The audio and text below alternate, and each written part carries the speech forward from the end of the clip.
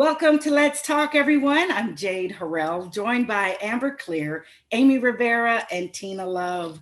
Each week, we come together to discuss the issues and perspectives and things we face as women. We're going to shake things up a bit.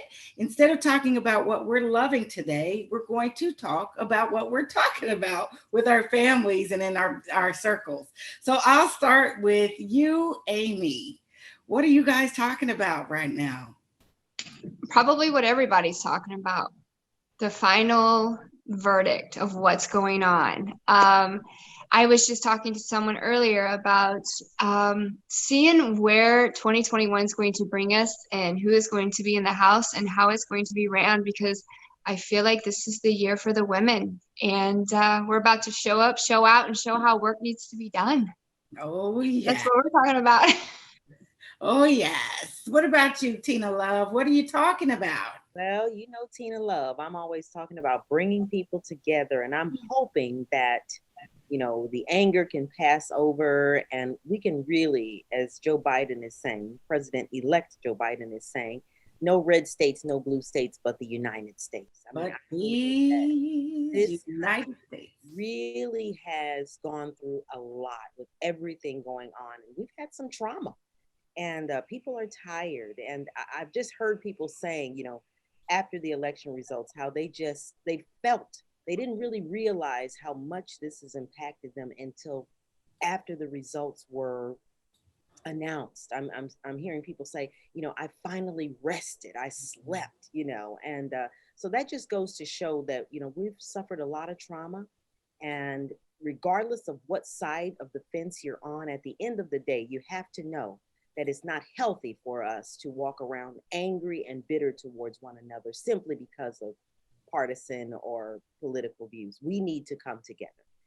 You better preach. Yes, Teena Love, you better preach. You better preach. I'm certainly in line with that. I felt like there was an exhale that happened, and I didn't even realize I was holding my breath. Right. We had gotten so tense. Klear, I know you feeling something. What are you talking about in your circles? So we are talking about the power of women.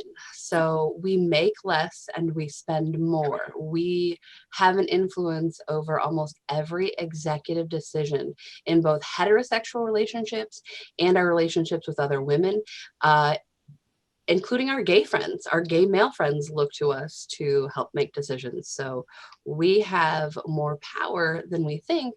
We just have to learn how to use it and how to unite all of the women. So not just the United States and unite all of America. Let's unite the women. We've got the power.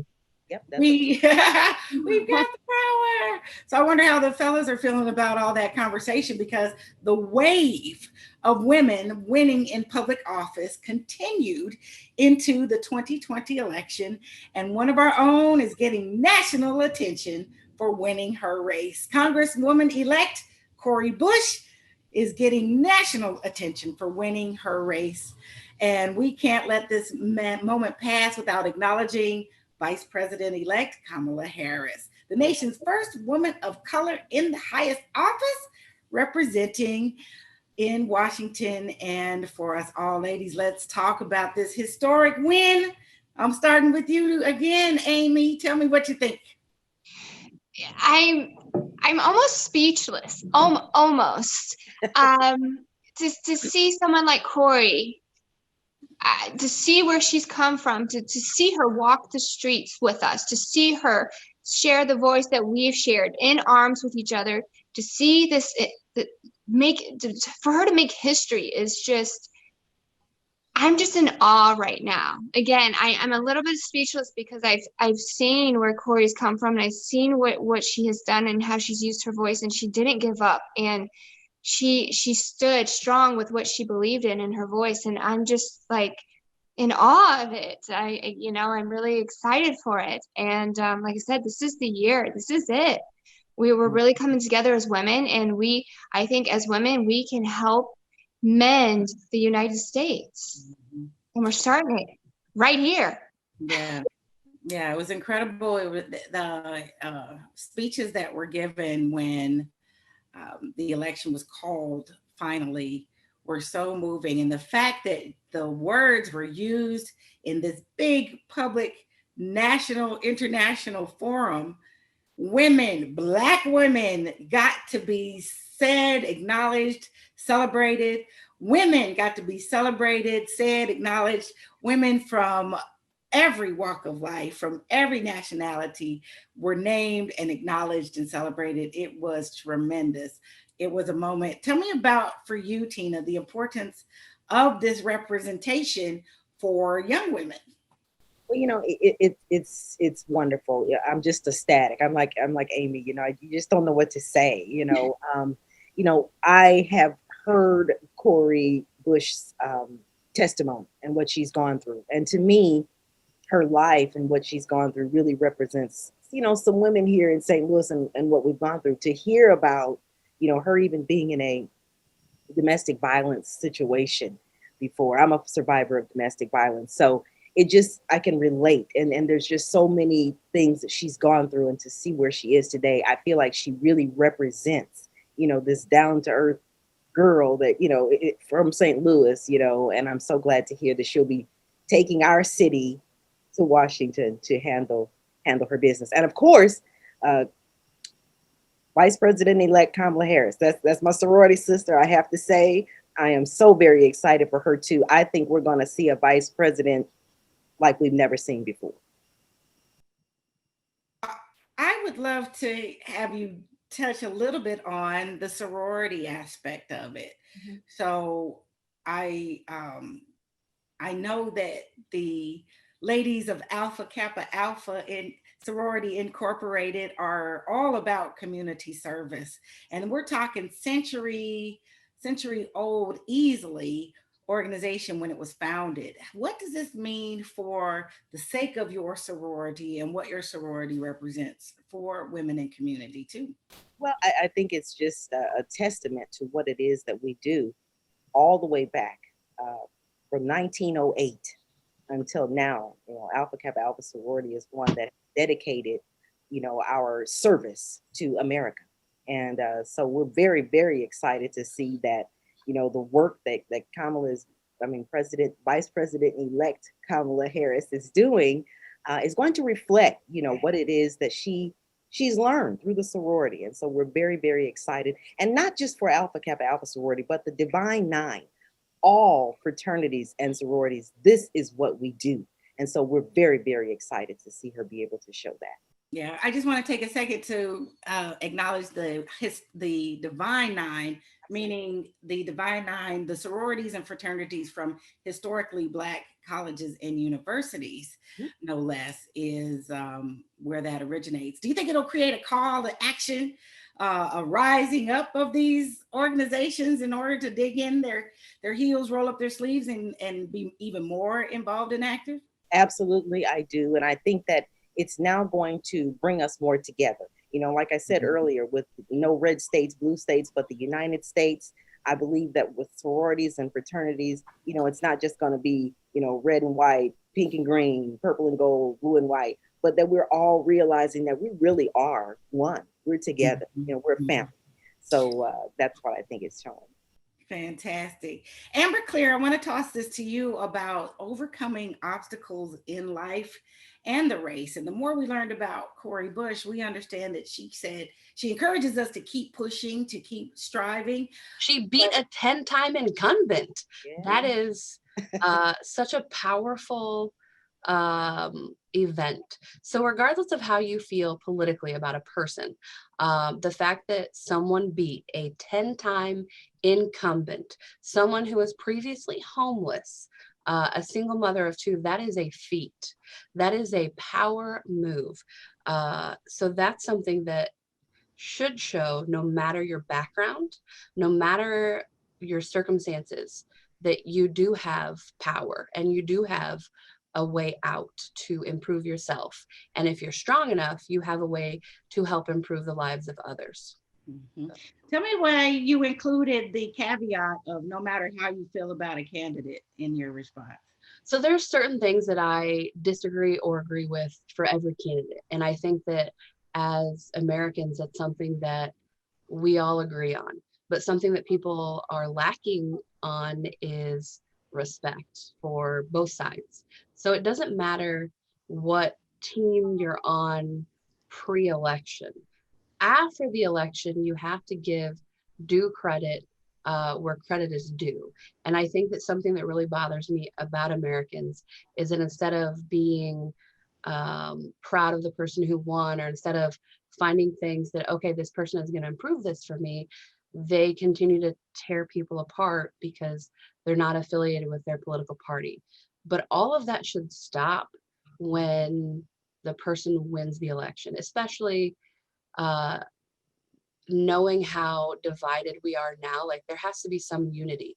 So stop putting it on political party lines and start putting it on, I respect this person.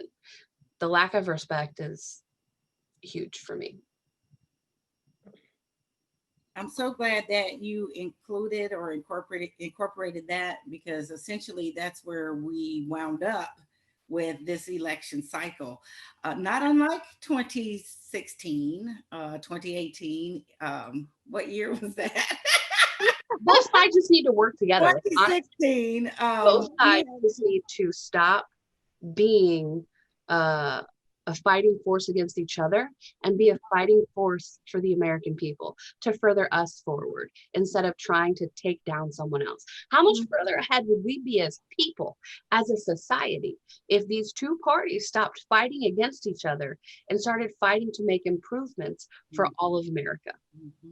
Well, it's starting to sound like we may incorporate more parties to the system. There's a new system happening here, even in St. Louis, that may change the way our elections are run and the outcomes and how those are determined. So it's going to be exciting to see. One of the most proud things I heard that made me feel the best was, we are not enemies. We are Americans. We live here. We all are affected by what goes on here. We are not enemies because we are opponents. And I'm really loving that. So I want to toss a question to you, Amy, and just have you speak on this from your perspective. Balancing, and see, this is a ode to all of the women that are moving in office and continuing on with trying to balance work, home, and campaign. Amy, how do you even wrap your mind around a balance, or is there even a such thing? Well, I'm still trying to learn that myself. I read about it everywhere and I watch YouTube videos on it, but the thing I have to tell myself over and over again is, I am me. The world is not who Amy is. So even though the world is telling me, you need to do this, you need to do this, you need to do this, I say, well, Amy, what do you want to do? And then I give myself time. It's okay if this isn't finished. It's okay if you stop and spend time over here. It's okay, because it's your life. And at the end of the day, you have to have whatever balance it is that's for your lifestyle. It's okay. So I think as women, we feel like it's not okay to take a break, or we feel like it's not okay to stop and just take a deep breath, because we're so busy keeping up with everything on the outside telling us what we should be doing. So balance is whatever you find to work for you. Sometimes I'll take a break during the day and just go sit in the window. And that to me is balance. Yeah. So, but I couldn't imagine doing a campaign and having children. And, I see all these women doing this and going, wow, wonder what kind of coffee are they drinking? Get some of that. Right. But balance is just whatever works for that individual. It could be anything, and don't feel guilty for doing it, whatever it is. It's about prioritizing. So you have to maybe not spend time with your children now to be able to know that you're making a better future for them as a whole.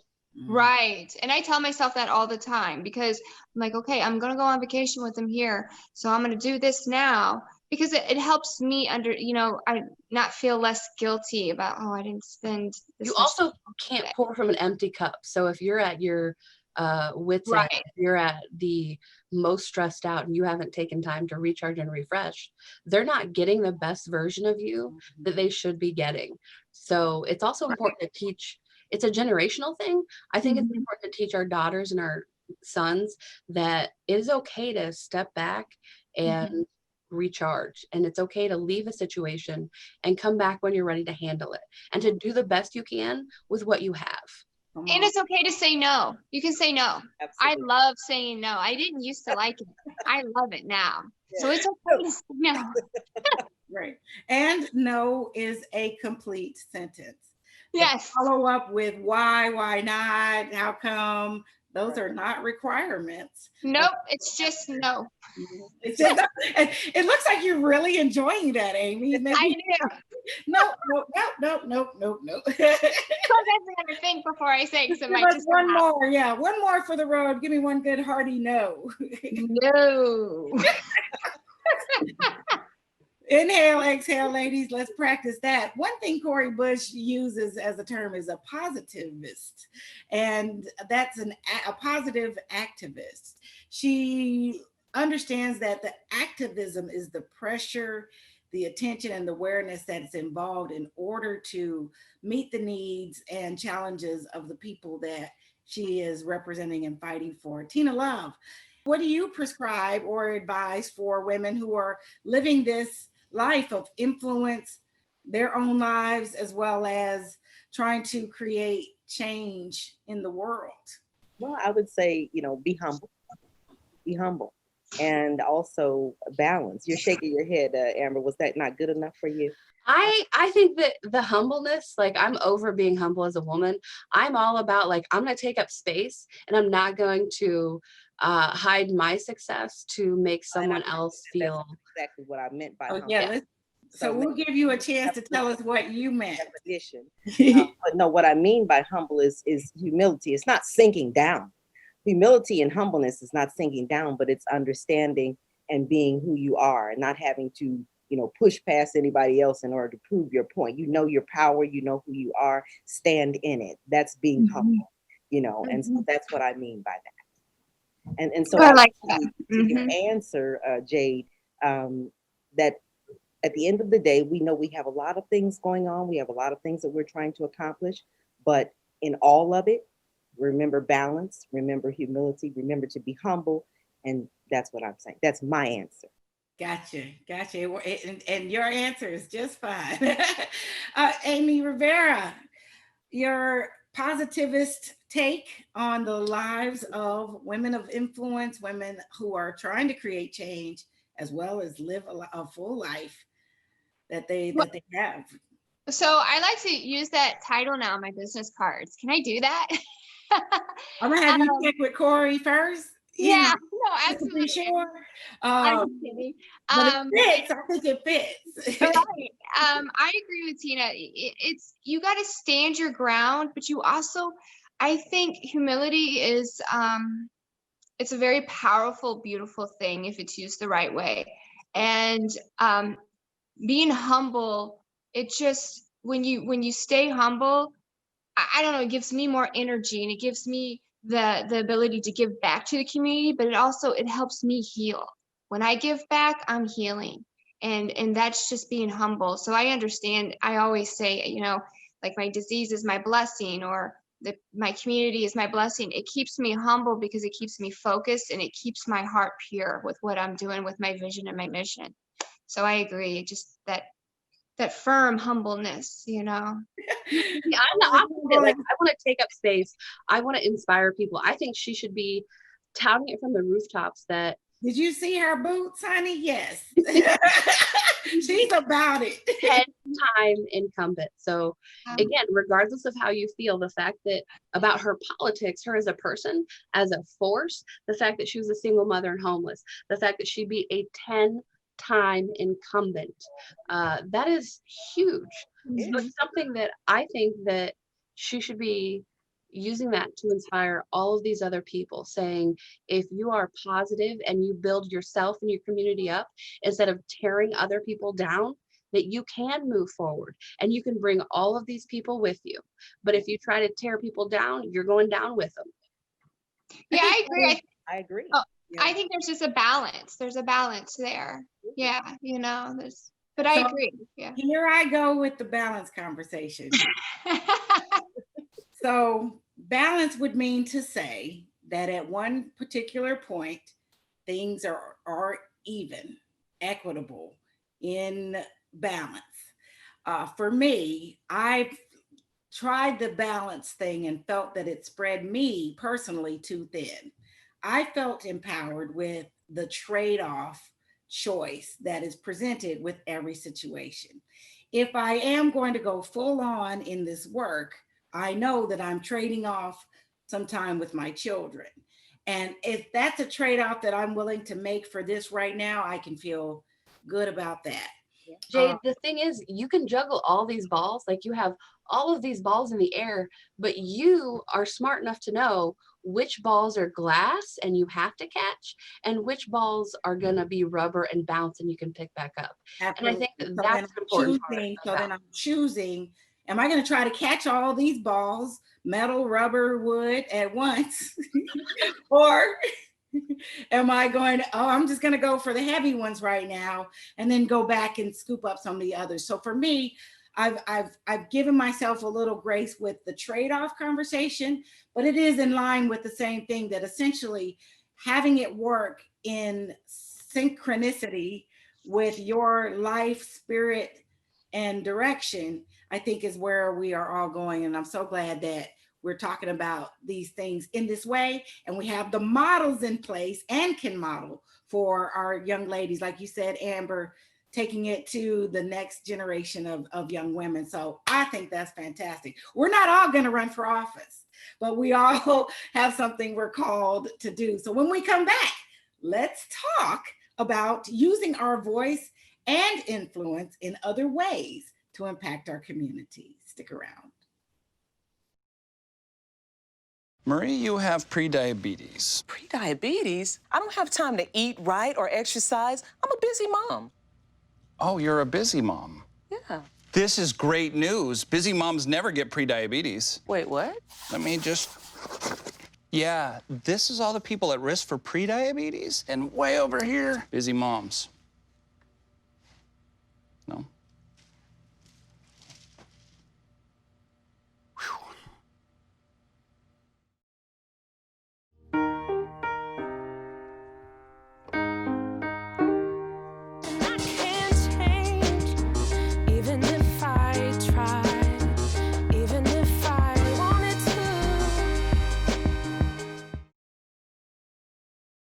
Welcome back to Let's Talk. I'm Jade Harrell with Amber Klear, Amy Rivera, and Teena Love. Cori Bush is fighting to represent St. Louis. We all have causes and issues we're passionate about. I want us to dive into the ones we are. So let's talk about how we got there. What do you do, and what do you stand up for, and why? So Teena Love, I'll start with you. What are you passionate about? What do you do to be passionate about it or to work toward it, and why? Well, you all know that I have the podcast, right? The Lovers Lounge. I always talk about it. And I'll tell you that my mission for the Lovers Lounge is to, of course, normalize discussions around sex and love and relationships where people don't have to feel like it's taboo and that it's embarrassing to talk about. That's the whole reason for my show. And prior to my selecting to do that, there was a lot of pressure, people kind of looking at me sideways because I was going to do a show that talks about sex. And so I feel that it's important. I want marriages to remain robust and healthy and happy. I want everyone to be able to talk about these things and not feel like, they shouldn't. And so I stood my ground and I went ahead and I did the Lovers Lounge podcast, regardless of, some of the eyebrow raises or, side eyes that I got. So, that I think tells you what I do and why I'm doing it. Mm-hmm. And thank you for doing it, because you are helping so many people. Thank you. Mm-hmm. Amber, I have a question specifically because you have some of the best experiences to share. Share with us a defining moment where you needed to put yourself out there to support a cause or mission you truly believe in. So there are so many instances that I have had to talk someone down from the ledge of them thinking that they have the worst life in the world and it's never going to get better and they have no happiness left. And so for me, that constantly revolves back to no matter where you came from, you can move forward and make it your own. I literally have a website called thehappinessenthusiast.com, and I believe in the power of positivity and gratitude. And I think that you can manifest your own happiness. And I also think that as a team, as people, as a team of people, we can help each other a lot more than we currently are, because we are very quick to yell, we're very quick to point out flaws, but we're not as quick as we should be to say thank you. I love to point out when people are being good. I don't know if this will show up or if it's backwards. Is it backwards for you guys?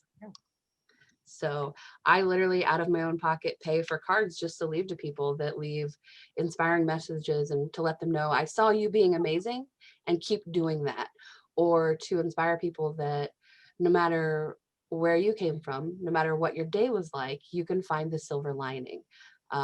Literally at the end of every day to check in with my partner, I do my 1, 2, 3, which is one thing that I could have done better or that I need to improve on, 2 things that I did to improve my world, and 3 things that I am grateful for. And that helps remind me that no matter how bad my day was, it was still a good day.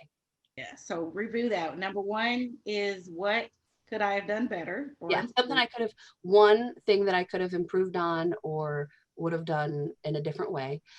2 things I did to improve my world. And I do that because that gives people the power. It makes me realize that I do have influence. And when I do it with other people, it's 2 things I did to improve my day. Well, I had all this stuff happen. Well, what did you do? What did you do to make your day better? That gives you the responsibility. That by giving yourself that responsibility, it gives you the power. So it's all about 3 things that you're grateful for. I absolutely love that. Amy, I want to come to you for this because we know you could fight. Amy knows how to fight. Do you ever talk yourself out of a fight or out of running full steam ahead when you're challenged in it? No. You can kind of be honest. No, I know I probably should think about it sometimes before I do it, because afterwards I'm like, I probably could have just not said anything and done anything, but it's the nature of who I am. Growing up with a rare disease and being alone for almost 30 years, it's kind of embedded in me to be the voice for others and support, each other. I agree with Amber's 1, 2, 3. Everything she said. And I'm the type of person that if I see a bee that's on the ground that's suffering, I'll pick it up and I'll move it. I'm just, there needs to be more of that in the world. So I probably should think about those things before I do them all the time, but I really don't. Yeah. Well, we have the fights, the challenges, the races that we are running, and we are all doing it with passion and determination. And it looks like with intention.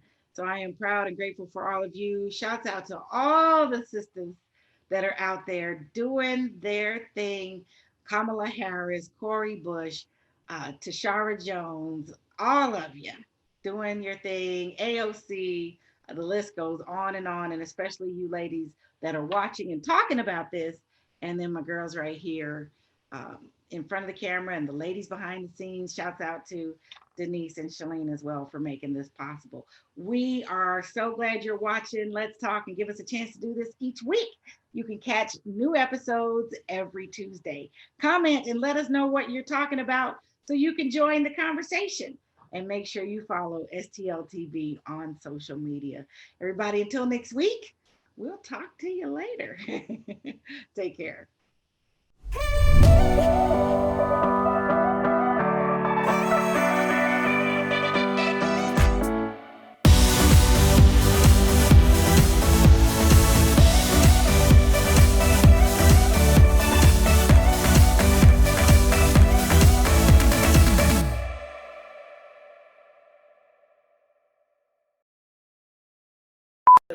their lives. What's the question again? I'm sorry. What is your encouragement? I know she's like, where'd you go? I was stuck on.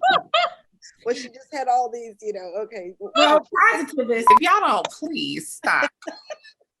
I didn't mean that to be dirty. It's just, I think it wasn't Shalene mine. Shalene worked with all them people. So. No, I'm just like, no, I see the laughter and I'm just like, stop it. Just stop it. After I said it, I realized